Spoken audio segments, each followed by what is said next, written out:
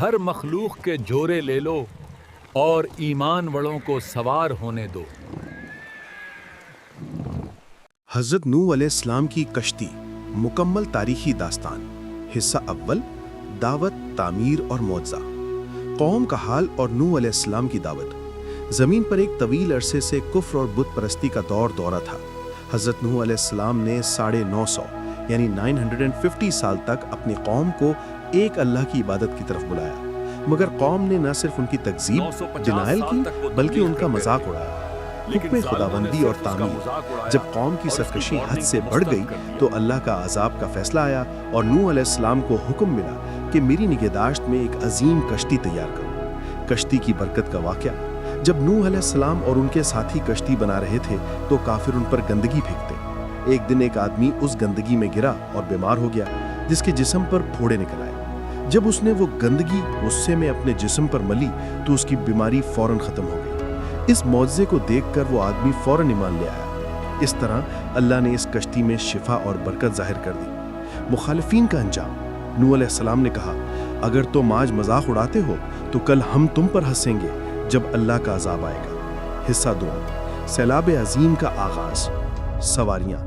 جب کشتی مکمل ہو گئی تو نوح علیہ السلام کو حکم ملا کہ ہر طرح کے جانوروں کا ایک ایک جوڑا اور اپنے اہل خانہ میں سے ایمان لانے والوں کو سوار کرو۔ اللہ کے حکم سے تمام جانور خود بخود قطار بنا کے داخل ہوئے اور کشتی کا دروازہ بند ہو گیا۔ سیلاب کی ابتدا اور اس کی مدت۔ حضرت نوح علیہ السلام کی کشتی میں سواری مکمل ہونے کے بعد اللہ کا عذاب شروع ہوا۔ آسمان سے بارش۔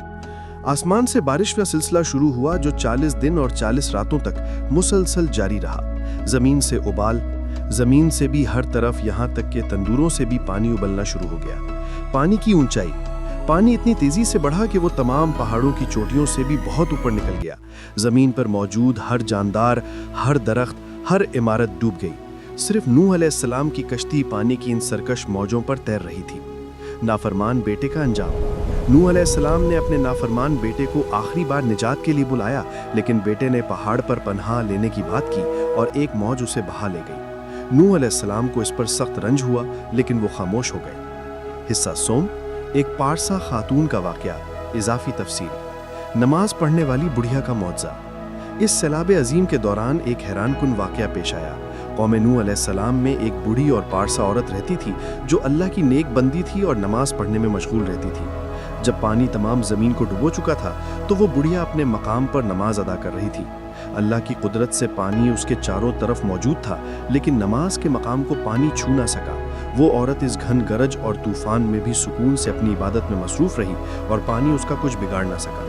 یہ واقعہ اس بات کی دلیل تھا کہ ایمان اور عبادت کی طاقت اللہ کے عذاب سے بھی پناہ دے سکتی ہے۔ اگرچہ وہ عورت کشتی میں سوار نہیں تھی، لیکن اللہ نے اپنے فضل سے اسے محفوظ رکھا۔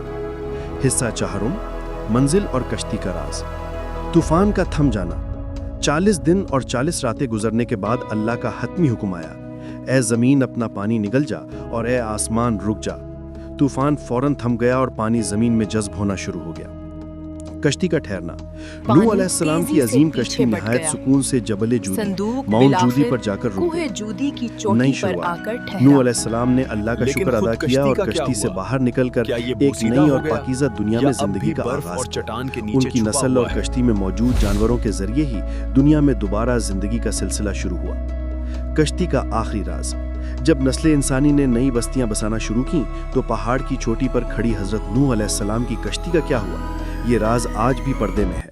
مختلف نظریات۔ دفن ہونا۔ سب سے بڑا نظریہ یہ ہے کہ کشتی آج بھی جبل جودی یا جبل ارارات کے کسی برفانی یا مٹی کے تودے کے نیچے محفوظ ہے۔ ٹکڑے ہونا۔ دوسرا خیال یہ ہے کہ وقت کے ساتھ ساتھ اس کی لکڑیاں بوسیدہ ہو کر ختم ہو گئیں اور اس کا وجود مٹ گیا۔ غیبی غائب ہونا۔ کچھ کا ماننا ہے کہ اللہ نے اسے غائب کر دیا تاکہ لوگ کشتی کی عبادت نہ کرنے لگیں۔ درس اور نصیحت۔